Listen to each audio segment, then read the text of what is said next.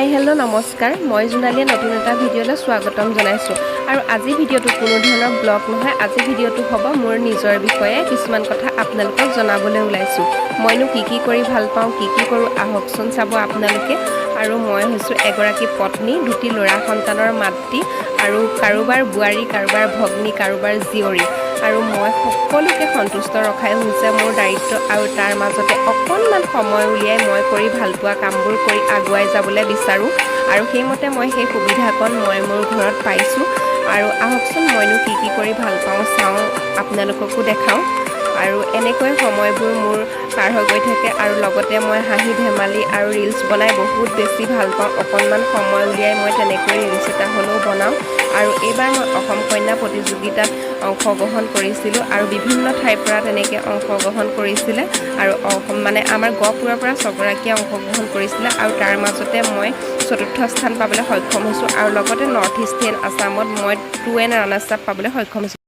হৈছোঁ contest number আমি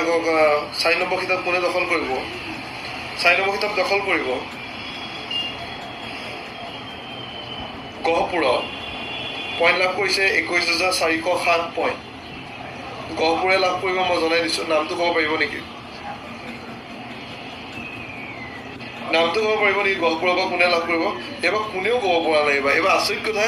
কোনেও ক'ব পৰা নাই ক'ৰ পৰা কোনে কি লাভ কৰিব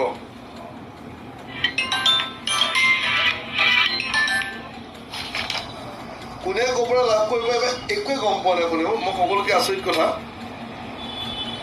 কোনে লাভ কৰিব পাৰে 4 নম্বৰ কিতাপটো গহপুৰৰ হয় মই জনালোঁ নামটো ক'ব পাৰিব নেকি কোনোবাই মই এতিয়ালৈকে এগৰাকী নাম কোৱা নাই কোনেও কাৰণ নহবা এটা ৰিজাল্ট হৈছে মই সেইটো গম পাইছোঁ নহবা এটা ৰিজাল্ট বহুত ভাবি চিন্তি চাই ৰিজাল্টটো দিব লগা হৈছিলে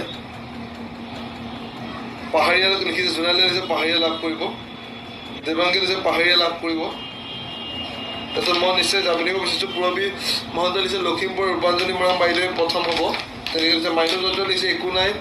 ইয়াত হাৰ জিকা আছে তোমালোকে মন বেয়া নকৰিব দুলুমণি বৰা লিখিছে তেজপুৰ হ'ব পাহাৰী হ'ব বুলি বহুতে লিখিছে মই কৈ দিছোঁ এতিয়া কোন হ'ব গহপুৰত পইণ্ট লাভ কৰিছে 21,407 কণ্টেষ্ট নম্বৰ 525 জোনালী গগৈ দাস তেখেতে পইণ্ট লাভ কৰিছে 21,407 পইণ্ট আৰু 525 পইণ্ট কণ্টেষ্ট নম্বৰ 525 525 নম্বৰ তেখেতে লাভ কৰিছে গহপুৰত এতিয়া মই বিচাৰিছোঁ 3 নম্বৰ কিতাপ এগৰাকী বোৱাৰী এগৰাকী গৃহিণী এগৰাকী পত্নী এগৰাকী মাতৃ হিচাপে সকলো দায়িত্ব সফলতাৰে সম্পাদন কৰাৰ সমান্তৰালকৈ সৌন্দৰ্য চৰ্চা অব্যাহত ৰখা গহপুৰৰ এইগৰাকী বোৱাৰীৰ নাম জোনালী গগৈ দাস বেদেতি ৰৌমাৰীৰ জীয়াৰী তথা গহপুৰৰ ঘাঁহি গাঁৱৰ নিবাসী শংকৰ দাসৰ পত্নী জোনালীয়ে মই মোৰ ভাল লগা সময়বোৰ ধৰি ৰাখিবলৈ চেষ্টা কৰিছোঁ ভিডিঅ' আকাৰে আৰু আশা কৰিছোঁ আপোনালোকে মোক এনেকৈ যেনেকৈ এতিয়া আগুৱাই যোৱাত অকণমান সহায় কৰিছে আৰু যাতে সহায় কৰে আগলৈ পোনপ্ৰথমে সকলোকে নমস্কাৰ জনাইছোঁ মোৰ নাম শ্ৰীমতী জোনালী গগৈ দাস মই গহপুৰ ঘাঁহি গাঁৱৰ বোৱাৰী